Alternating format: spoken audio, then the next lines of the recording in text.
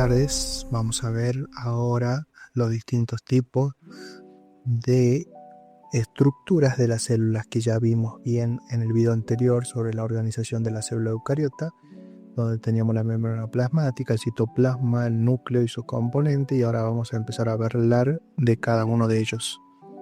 Con respecto a la membrana plasmática o plasmalema también denominado, es el límite estructural y funcional de la célula, es lo que envuelve a la célula.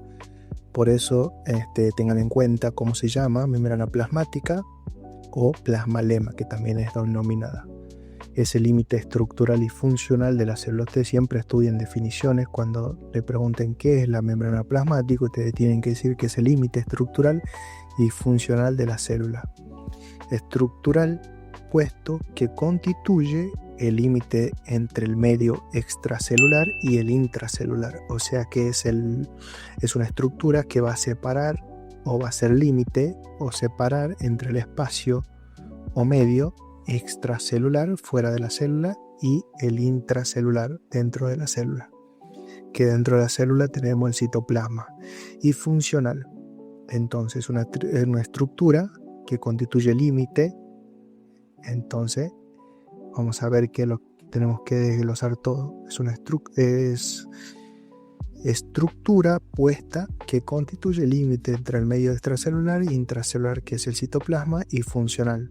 ¿Qué quiere decir? Que es un límite, entonces, que separa entre ambos medios y también que separa funciones debido a su comportamiento dinámico que incluye. Por lo tanto, sabemos que la membrana plasmática es una estructura muy importante donde pasan millones de cosas. Por ejemplo, desde afuera ingresan cosas hacia adentro y de adentro hacia afuera, y así tiene muchas funciones. Entonces vamos a ver acá que dice regular el paso de sustancias desde y hacia el interior de la célula. Presenta permeabilidad selectiva. Esto es muy importante que sepan, porque hay diferentes tipos de permeabilidad. En este caso, la membrana plasmática tiene una permeabilidad selectiva, o sea que algunas cosas deja pasar y otras cosas no deja pasar. Tiene selectividad por sustancias que deja pasar.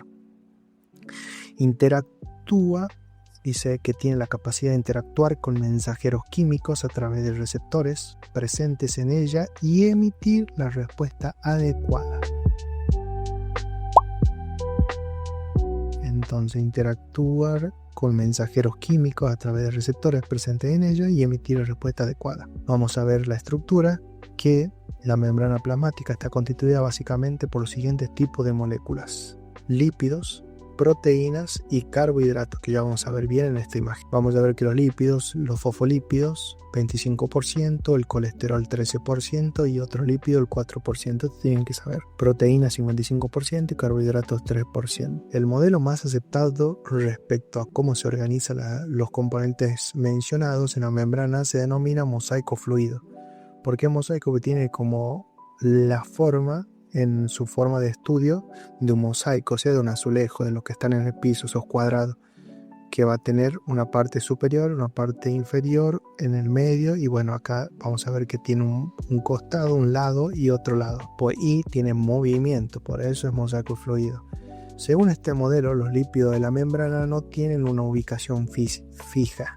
Entonces los lípidos que se van a encontrar, por ejemplo estos lípidos, dice que no es que están estas esferitas acá puestas acá, sino que van moviéndose de un lado para el otro, van de este lado para adentro, los de adentro para afuera, este se mueve para acá. Entonces por eso hablamos de mosaico fluido también. Según este modelo, los lípidos de la membrana no tienen una ubicación fija, sino que se comportan como las partículas de un fluido, moviéndose dentro de la membrana. Las proteínas, por su parte, están dispersas por toda la membrana, igual que un mosaico. Muchas de las proteínas de membrana conservan la capacidad de moverse. Estas naranjas son las proteínas que vamos a encontrar dentro de esta membrana plasmática. Dice proteína integral, o sea que se encuentra integrada dentro de este mosaico. También tenemos otro componente que es el colesterol, que lo podemos ver acá de violeta. Proteínas periféricas que se encuentran por fuera de esta membrana plasmática, también interactuando. Filamento de citoesqueleto, que vemos acá en violeta. Este es el interior y este es el exterior. Carbohidratos, Aquí se encuentran unidos algunos a las proteínas y otros a los lípidos, que se le denomina glucolípidos. Tenemos aquí también, los fosfolípidos, que estos fosfolípidos constituyen lo que es la bicapa lipídica o bicapa de fosfolípidos que tenemos por arriba y por abajo, y tenemos estos componentes se encuentran constituidos por una cabeza y las colas, que son dos patitas, o sea que cada cabeza va a tener dos patitas, que son las colas hidrofóbicas, que ya vamos a ver más adelante, y las cabezas hidrofílicas.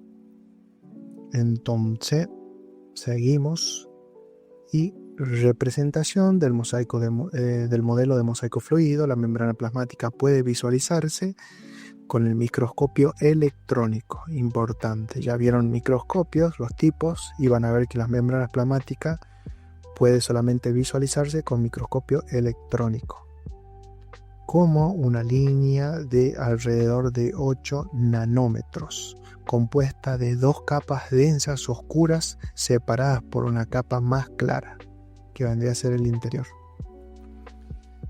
Vamos a ver cada uno de sus componentes. Tenemos los lípidos, que ya dijimos que están constituidos por estas cabezas y por sus dos colitas. Esos lípidos son sustancias orgánicas, principalmente están compuestas de cadenas de carbono, hidrógeno y oxígeno. Acá la tenemos. Fosfolípidos se denomina porque tienen uno de sus componentes, el fósforo, que está acá, asignado con la letra P. Dice solubles en disolventes orgánicos y muy poco o nada solubles en agua. ¿Qué quiere decir esto? Que lípidos, o sea, hagan de cuenta que es como el aceite, por eso es poco o nada soluble en agua, pero sí soluble en disolventes orgánicos. Vamos a ver cómo está constituido estos fosfolípidos, donde tiene una cabeza hidrofílica, hidro de agua, fílica de afinidad, y colas hidrofóbicas. Entonces, ¿qué vamos a sacar como conclusión? Que las cabezas son hidrofílicas, por lo tanto tienen afinidad por el agua, y las colas son hidrofóbicas, por lo tanto no tienen afinidad por el agua. Con respecto a los fosfolípidos dispuestos en una bicapa, porque vamos a ver que están tanto arriba como abajo, por eso es bicapa de dos capas, conforman la estructura básica de la membrana plasmática. Son adecuados para esta función porque son anfipáticos. Eso es que es muy importante saber esa palabra, anfipático, es decir, tienen dos tipos de regiones, una hidrofílica y otra hidrofílica. Hidrofílicas e hidrofóbicas, que ya dijimos, las cabezas hidrofílicas y las colas hidrofóbicas, que tienen fobia, dan de acuerdo, son fobia al agua, y esta afinidad al agua. La región hidrofílica con afinidad por el agua es su cabeza. Esta contiene un grupo fosfato cargado negativamente y un pequeño grupo variable que es la R. Aquí lo tenemos en el diagrama de la derecha, que también puede tener carga. Las cabezas de los fosfolípidos en la membrana se dirigen hacia afuera, de modo que en una de las capas está en contacto con el líquido acuoso del citoplasma, mientras que en la otra se contactan con el medio exterior. Debido a que el agua es una molécula polar, fácilmente forma interacciones electroestáticas basadas en cargas con las cabezas de fosfolípidos. La parte hidrofóbica rechaza el agua, que son las patitas. Está constituida por las colas de ácidos grasos no polares. Estas pueden interactuar fácilmente con otras moléculas no polares. Siempre saber estos datos, ¿no? Que la parte hidrofóbica está constituida por colas. Hay que saber que son ácidos grasos o no polares. Estas no polares, porque justamente las otras son todo lo contrario. Estas pueden interactuar fácilmente con otras moléculas no polares, pero interactúan poco con el agua. Debido a esto, es energéticamente más favorable para los fosfolípidos que sus colas se ubiquen hacia el interior de la membrana, donde están aislados del agua circundante. Los movimientos, esto sabían tomar mucho en las preguntas de parciales, que decían que los movimientos que realizan los fosfolípidos son rotación, difusión lateral, flip-flop, flexión. Estos 4 hay que saberlo. Con respecto a la rotación, son los giros de las moléculas en torno a su eje. Rotación, o sea que giran en su propio eje. Tenemos difusión lateral dentro de la misma capa. Las moléculas, o sea, misma capa, se da cuenta que en esta acá están los movimientos de la misma capa. Las moléculas se difunden hacia los lados. Es el movimiento más frecuente que realiza. Entonces hay que saber que el movimiento más frecuente, ¿cuál es? Difusión lateral. Después tenemos el flip-flop, que en inglés significa flip-flop, inversión repentina de la dirección. Es el movimiento de la molécula lipídica de una capa a la otra con la ayuda de las enzimas llamadas filipasas. O sea que se mueve una de este lado de esta capa, pasa para el otro lado de la capa, y una de estas pasa para el otro lado de la capa. Es el menos frecuente, o sea que es el movimiento menos frecuente, a intervalos de horas, días o semanas. Después tenemos la flexión, son los movimientos de las colas hidrófobas de los fosfolípidos. Luego tenemos, también se habían preguntado en el parcial, el colesterol. Contribuye a que la doble capa lipídica sea menos fluida y permeable debido a su rígida estructura cíclica. El colesterol contribuye a que la doble capa lipídica sea menos fluida y dice permeable debido a su rígida estructura cíclica esteroide. O sea, ser menos fluida y permeable debido a su rígida estructura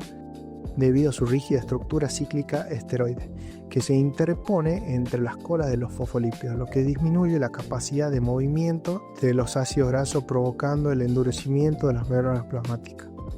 Menos fluida, la vuelve menos fluida.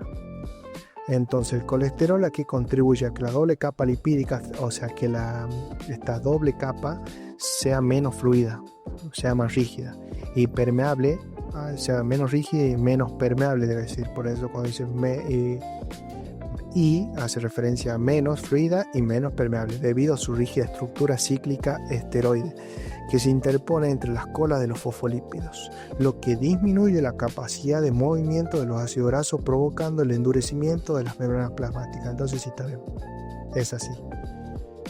Se vuelve menos fluida. Entonces el colesterol, es muy importante que sepan, ¿no? El colesterol, ¿qué función contribuye? A que esa doble capa lipídica sea menos fluida y menos permeable debido a su rígida estructura cíclica esteroide. Eso tienen que responder. Va a disminuir la capacidad de movimiento de los ácidos grasos, provocando el endurecimiento de las membranas plasmáticas. Con respecto a las proteínas, muchas de las funciones de las membranas dependen de las proteínas. Por ejemplo, algunas proteínas de las membranas transportan materiales hacia el interior. ¿Qué quiere decir? Que estas proteínas introducen componentes del exterior hacia el interior de las células. Otras van a servir como receptores, otras como enzimas, y etcétera. Van a ver que las proteínas son muy importantes. Yo estoy cursando quinto año y se los puedo jurar que todo esto sirve como de introducción, porque las siguientes materias, asignaturas que van a tener más adelante, sí o sí necesitan de saber de toda esta información básica, que si la saben y no se lo olvidan más, es clave. El estudio se vuelve mucho más fácil más adelante. Al comienzo cuesta, pero bueno, todo se puede. Después tenemos, las proteínas, ya vimos esas, que dijimos que otras sirven como receptores, y que las proteínas pueden tener diferentes funciones. Algunas son receptores, otras transportan, otras son enzimas, y las proteínas también experimentan movimientos de rotación y difusión lateral. Entonces tengan en cuenta que las proteínas también tienen dos tipos de movimiento: rotación y difusión lateral. Justamente por ahí te lo ponen al último y te preguntan qué movimiento tienen las proteínas, y uno pasó de largo y ni pone. Pero es importante que sepan de rotación y difusión lateral. Según su tamaño y ubicación, encontramos proteínas integrales, son las que van de un lado a otro, y las periféricas son las que se encuentran por fuera.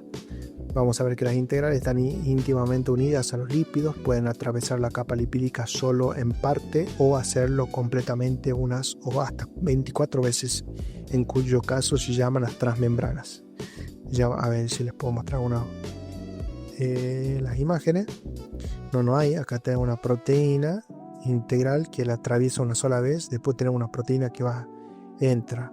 Es tan larga que entra, da una curvita, vuelve a entrar por acá, sale por acá hacia el exterior, hace una curva, vuelve a entrar, entra, sale, entra por aquí, sale de la membrana e ingresa dentro de la célula, vuelve a hacer una curva, vuelve a entrar a la membrana y así sucesivamente, como un choricito que va entrando y saliendo de la membrana. Esas son las transmembranas, las proteínas.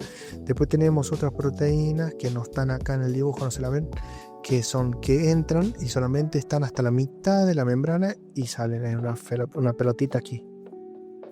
Y no llegan a atravesar toda la membrana, la bicapa lipídica. Entonces las tenemos las integrales, son las que atraviesan de un lado a otro, que pueden hacerlo una sola vez o pueden hacerlo hasta 24 veces, cuya caso ya se van a denominar transmembranas. No están en el dibujo. Busquen en internet, siempre busquen imágenes. Membrana plasmática, muchas imágenes, vean todos los componentes y lean, estudien. Así con imágenes se queda todo.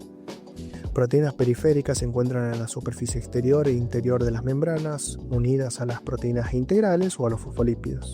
A diferencia de las proteínas integrales de membrana, las proteínas periféricas no se extienden hacia el interior hidrofóbico de la membrana y su unión es menos estrecha. Funciones de las proteínas de las membranas. Importante, ¿qué funciones cumplen las proteínas?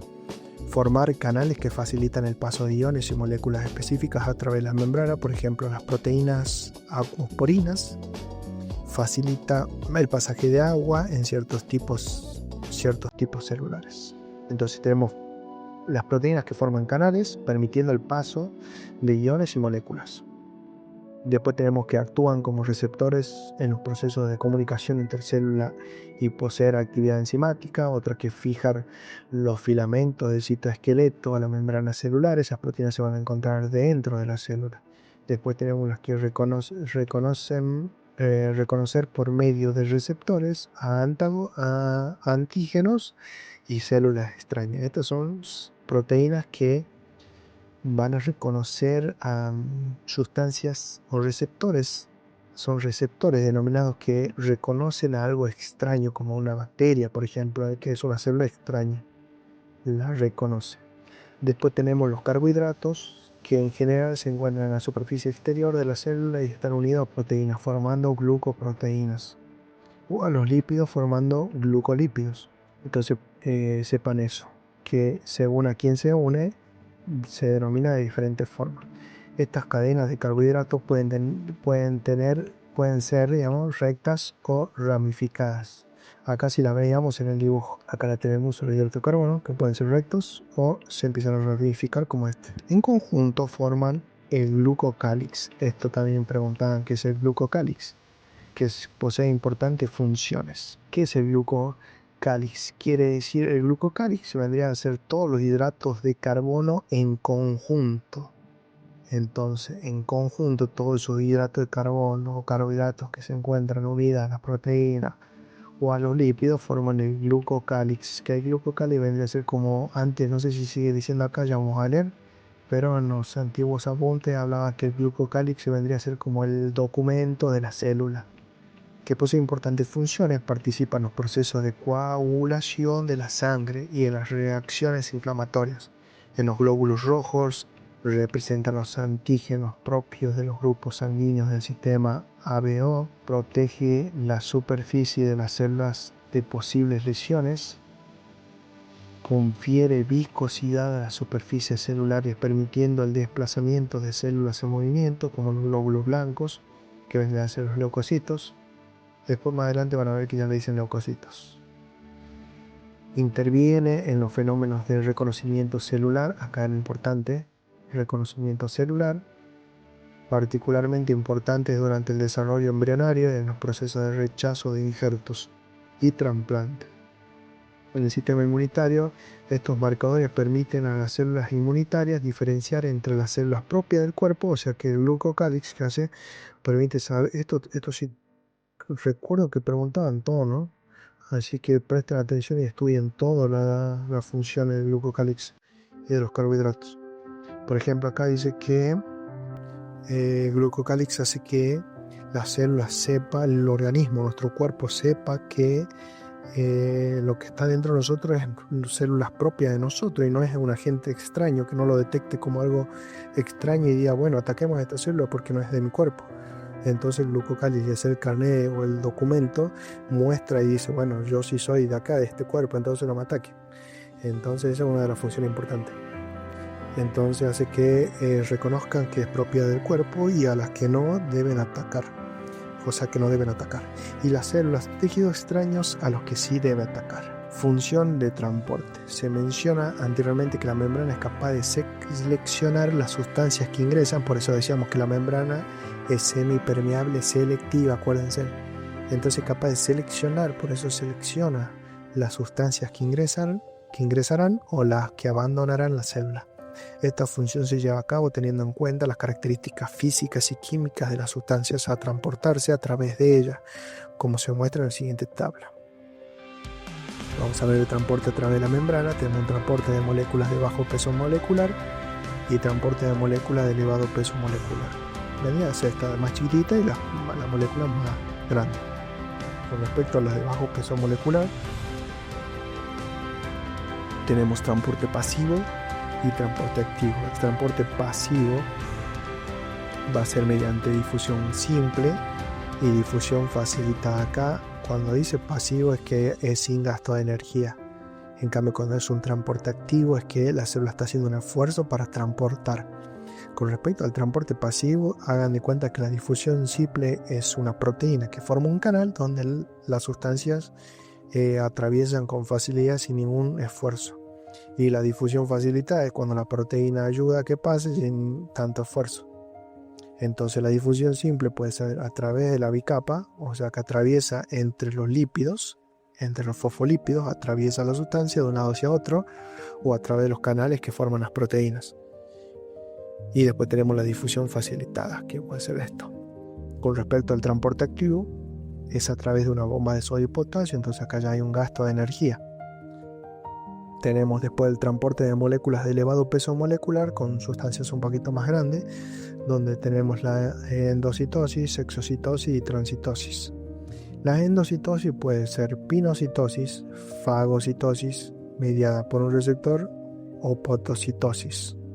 Este es nuevo, te lo han agregado nuevo. No estaba cuando yo estudiaba. Y después tenemos exocitosis, endocitosis, endo de adentro, o sea que ingresa. Exocitosis, que elimina. Y transitosis, el transcurso desde que entra hasta que sale. Vamos a ver el transporte de moléculas de bajo peso molecular, el transporte pasivo. Y esto ya lo dejamos para un siguiente video.